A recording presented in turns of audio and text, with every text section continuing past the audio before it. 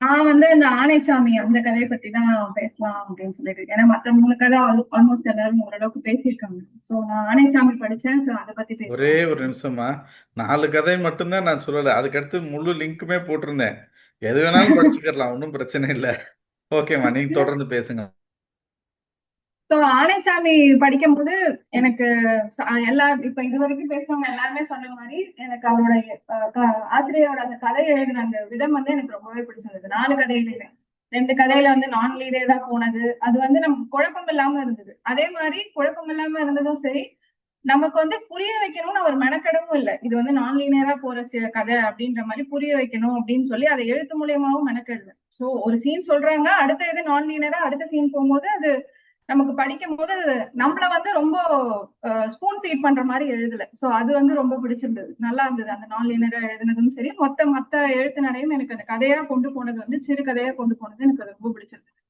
இந்த ஆனைச்சாமின்ற அந்த பர்டிகுலர் கதையில எனக்கு அந்த ஓப்பனிங்ல இந்த குழந்தைகள் இந்த காலத்துல எல்லா எல்லா இதையும் மறந்து போயிருந்தாலும் அந்த யானைய பார்த்தா மட்டும் இருக்கிற அந்த ஒரு கிரேஸ் இன்னும் போகாதது ரொம்ப அதிசயமா இருந்தது அப்படின்ற மாதிரி சொன்னது எனக்கு அது நிஜமாலே அது ரொம்ப பிடிச்சிருந்தது.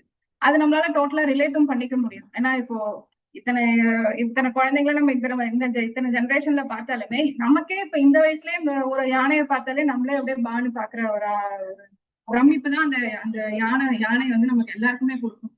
சோ அந்த இது எனக்கு ரொம்ப பிடிச்சிருந்தது. கதையா அடுத்து உள்ளுக்குள்ள போகும்போது அந்த கதையில அந்த யானைக்கும் அந்த கேரக்டருக்கும் நடக்கிற அந்த கான்வர்சேஷன் பார்க்கும்போது எனக்கு கதையில அந்த கேரக்டர் சொல்ற அதே ஸ்டான்ஸ்ல தான் நானுமே இப்படி யோசிச்சுட்டு இருந்தேன். யானை சொல்ற எந்த பாயிண்ட்டுமே என்னால அக்செப்ட் பண்ணிக்கவே முடியல. ஆனாலும் யானை நான் கன்வின்ஸ் எல்லாம் பண்ண ட்ரை பண்ணல, அது உன்னை கன்வின்ஸும் ஆகணும்னு அவசியம் இல்லைன்னு சொன்னாலுமே என்னால கடைசி வரைக்கும் யானையோட பாயிண்ட் ஆஃப் வியூவை என்னால அக்செப்ட் பண்ணிக்கவே முடியல. அண்ட் அது அந்த கான்ஃபிளிக்ட் எனக்கு அந்த கான்ஃபிளிக்டாவே தான் இருந்ததே தவிர அது எனக்கு அது ஒரு கதை முடியும் போது அது ஒரு சொல்யூஷனா என்னால அதை பார்க்க முடியல. மேபி அத ஆசிரியரை அத சொல்யூஷன் கொடுக்கணும்லாம் அந்த நோக்கத்துல அவர் எழுதவும் இல்லை. அது ஒரு கான்ஃபிளிக்டா அது ஒரு பிஓவி அது ஒரு இதுன்ற மாதிரிதான் எழுதியிருப்பாரு. பட் இந்த ஒரு பாயிண்ட்னால என்னால அது என்னமோ அதுல ஒண்ணு மிஸ்ஸிங் அப்படின்ற மாதிரி என்னால இது ஒத்துக்க முடியல. இல்ல இது கிடையாது அப்படின்ற மாதிரியேதான் எனக்கு அது கடைசியில முடிக்கும் போது இருக்குது. ஸோ அது மேபி மத்தவங்க படிச்சா அவங்க ஒருத்தவங்க பிஓ எப்படி இருக்கும் அப்படின்றது படிச்சவங்களுக்கு அது மேபி தெரியும். பட் இதுதான் நான் அந்த கதையை படிக்கும் போது ஃபீல் பண்ணது.